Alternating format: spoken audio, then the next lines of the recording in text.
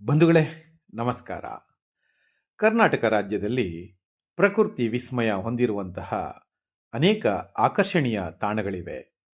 ಅವುಗಳಲ್ಲಿ ಒಂದು ಈ ದೊಡ್ಡ ಆಲದ ಮರ.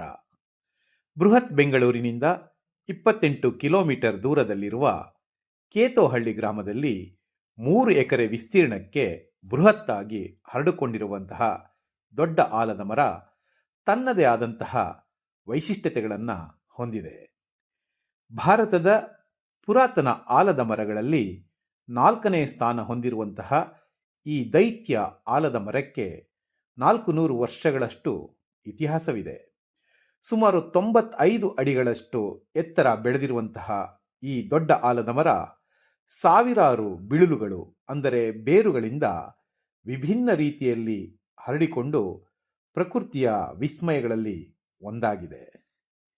ಬೆಳಗ್ಗೆ 7ರಿಂದ ಸಂಜೆ 6ರವರೆಗೆ ಈ ಪ್ರಕೃತಿ ತಾಣಕ್ಕೆ ಭೇಟಿ ನೀಡಬಹುದಾಗಿದೆ. ವಾರಾಂತ್ಯಗಳಲ್ಲಿ ಸಾವಿರಾರು ಜನ ಇಲ್ಲಿ ಜಮಾಯಿಸುತ್ತಾರೆ. ವಾರದ ಎಲ್ಲ ದಿನಗಳಲ್ಲೂ ವೀಕ್ಷಣೆಗೆ ಮುಕ್ತ ಅವಕಾಶವಿದೆ.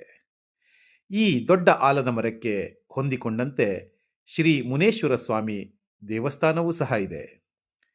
ಭಾರತದ ರಾಷ್ಟ್ರೀಯ ವೃಕ್ಷ ಆಲದ ಮರ ನಮ್ಮ ಹೆಮ್ಮೆ.